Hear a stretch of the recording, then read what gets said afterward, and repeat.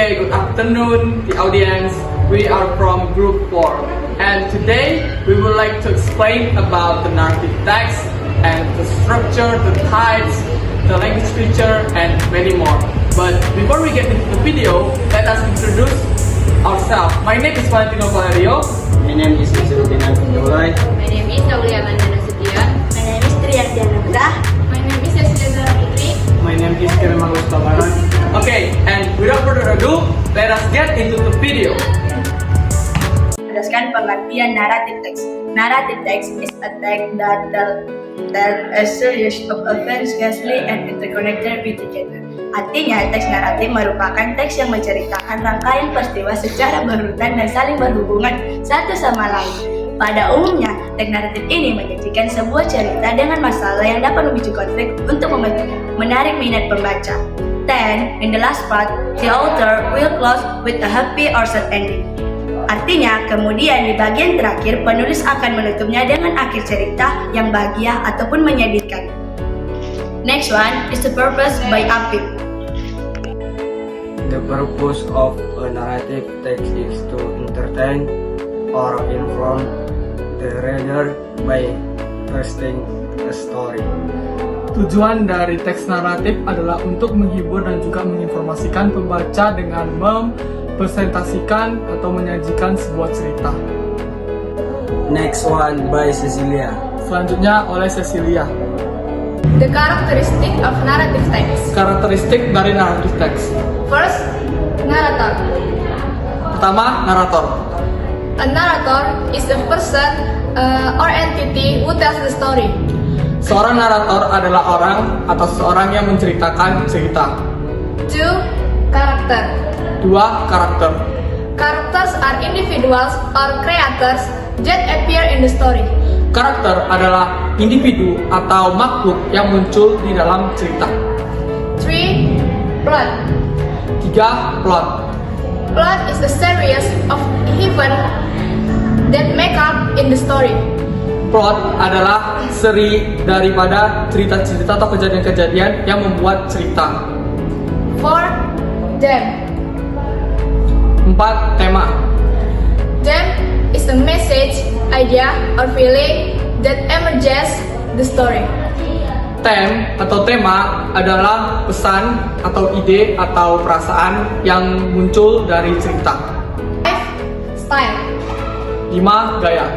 The style of reading a narrative text can vary depending on the style of the writer and intended audience. Gaya menulis dalam sebuah teks bisa berbeda-beda tergantung pada gaya dari si penulis dan audiens yang ditujukan. Next one is structure by Aulia. Selanjutnya adalah struktur oleh Aulia. The structure of narrative text. The first is orientation. It is about the opening paragraph, where the characters in the story are introduced. The setting, when and where also mentioned. Nah, your orientation ini berisi tentang paragraf pembuka, di mana karakter cerita diperkenalkan. Biasanya, itu sering muncul pertanyaan, what is the story about? Apa itu ceritanya? Who are characters? Siapa karakternya?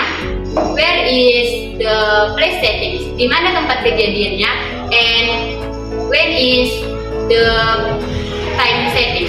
Kapan kejadiannya? The second is complication, where the problems in the story develop. Nah, complication ini menceritakan awal masalah yang menyebabkan krisis atau klimaks. Biasanya ini melibatkan karakter utama. The third is resolution.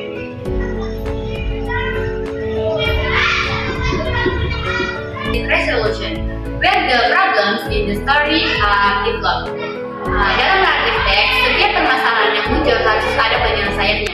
Bisa ditutup dengan happy ending atau ending yang menyenangkan, atau sad ending atau akhir yang menyedihkan. Fourth is reorientation or coda. Closing of the story merupakan pernyataan penutup cerita. Bisa berisi tentang pesan moral, pengajaran dari penulis. One is type of narrative text by Kenneth Mangaloksa Huta Barat. The type of narrative text. One, fairy tale. The first type of narrative text is fairy tale. Fairy tale are magical fantasy story. The content of the story is author imagination, example of giant, fairy, and animal. Yang artinya adalah jenis naratif teks yang pertama adalah dongeng. Dongeng adalah cerita fantasi magis. Isi ceritanya adalah imajinasi penulis, contoh karakternya peri dan raksasa. Two, fable. The second type of narrative text is fable. A fable is story whose character an animal.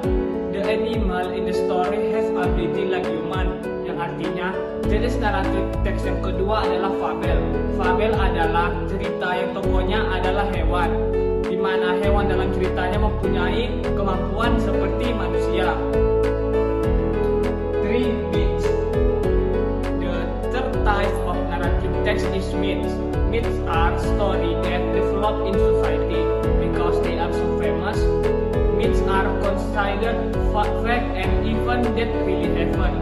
Yang artinya adalah jenis naratif teks yang ketiga adalah mitos. Mitos adalah cerita yang berkembang di masyarakat. Saking terkenalnya, mitos dianggap sebagai fakta atau peristiwa yang benar-benar terjadi. 4, legend. The fourth type of narrative text is legend. Legend are story that contain story about the origin of an area. Yang artinya adalah jenis naratif teks yang keempat adalah legenda. Legenda adalah cerita yang berisi tentang asal-muasal suatu tempat. 4, folktale. The fifth type of narrative text is folktale. The story has been told from generation to generation, so that it has become part of the community tradition. Yang artinya adalah jenis naratif teks yang kelima adalah cerita rakyat. Kisah tersebut diceritakan secara turun-temurun sehingga menjadi bagian dari tradisi masyarakat. The next one is language feature by Valentino Valerio.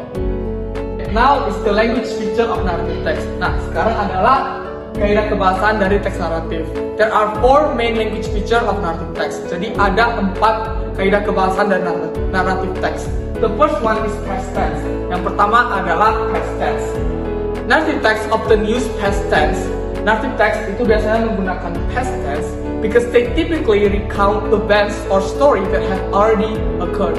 Karena mereka biasanya itu mengulangi cerita atau menceritakan kembali kejadian yang sudah pernah terjadi. Also, past tense help to give a sense of time and progression to the story. Juga past tense itu membantu memberikan rasa, waktu dan juga progress pada cerita, which also enable the reader to understand the story and follow the plot. Yang juga membuat pembaca mampu mengikuti dan memahami cerita. Also, writing in past tense gives context and show a clear link between actions and the result. Dan juga menulis dalam past tense itu memberikan konteks dan menunjukkan kaitan antara aksi dan juga hasilnya, which also enable the reader to understand the story and understand what the character are going through. Yang juga membantu membuat pembaca mampu mengerti cerita dan mengerti apa yang karakternya sedang lakukan. For example, once upon a time in a small village there lived a kind, generous old man. And one day, as he's walking through the forest, he stumbled upon a giant squash. Amazed, he inched close. Nah, jadi artinya itu pada zaman dahulu kala di sebuah desa kecil hiduplah seorang pria tua yang baik hati dan dermawan. Suatu hari dia sedang berjalan menuju hutan dan menemukan sebuah labu raksasa dan dia pun mendekat. Nah, dari situ dari contoh tersebut dapat ada tertulis past tense seperti contohnya live, kemudian ada juga stumble dan amazed dan lain sebagainya karena dia menggunakan past tense, ya kan? Kemudian the second one is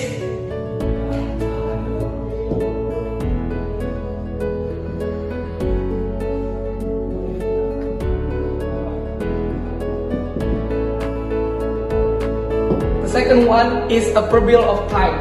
Nah, narrative text often use a proverb of time to provide or to give a clear structure and sense of progression to the story. And dalam narrative text itu sering menggunakan appropriate of time untuk memberikan gambaran struktur atau struktur jelas dan juga rasa progres pada cerita. Nah, this appropriate of time help the reader to understand when the events happening. Appropriate of time ini membantu pembaca untuk mengetahui kapan ceritanya terjadi. When appropriate of time provide clear structure, ketika appropriate of time menyediakan struktur yang jelas for the story untuk cerita, appropriate of time will create a more engaging and vivid reading experience. Appropriate of time akan membuat atau menyajikan experience atau pengalaman membaca yang menegangkan dan juga jelas. And this appropriate of time can also help the reader to understand the events that happening within a specific time frame. Appropriate of time ini bisa membantu pembaca untuk memahami serta mengetahui secara spesifik dalam waktu sebuah kejadian-kejadian yang ada. And for the example of appropriate of time is early one morning, Sarah decided to go for a jog in the park. As she jogged, the sun begins to rise. Nah, jadi artinya itu adalah pagi-pagi sekali Sarah memutuskan untuk jogging di taman. Saat dia jogging, matahari mulai terbit. Now, from that example, we can see that early and also the sun begins to rise is appropriate of time. Jadi dari contoh di atas atau contoh yang baru saya ucapkan adalah early atau awal pagi-pagi sekali dan the sun begins to rise, matahari yang mulai terbit, itu merupakan appropriate of time. And there are many more example of appropriate of time. Jadi ada banyak lagi contoh daripada appropriate of time. Okay, the third one is adjective. Adjective are words that describe or modify nouns, or to put it simply, adjective are words that describe a noun such as its shape, size, characteristic, and color, or etc. Jadi adjective adalah kata-kata yang menjelaskan atau noun yang dimodifikasi, atau untuk menyimpulkannya saja, adjective itu adalah kata-kata yang menjelaskan mengenai suatu noun seperti bentuknya, seperti besarnya, ukurannya, atau warnanya, dan lain sebagainya. Nah, this adjective help to create a more vivid and detailed story. Nah, adjective ini membantu untuk memberikan kesan yang lebih jelas dan juga lebih jelas pada cerita. Nah, the example of this adjective is like the bright sun or the brave night in the forest dan lain sebagainya yang menjelaskan mengenai suatu noun. Okay? The fourth one is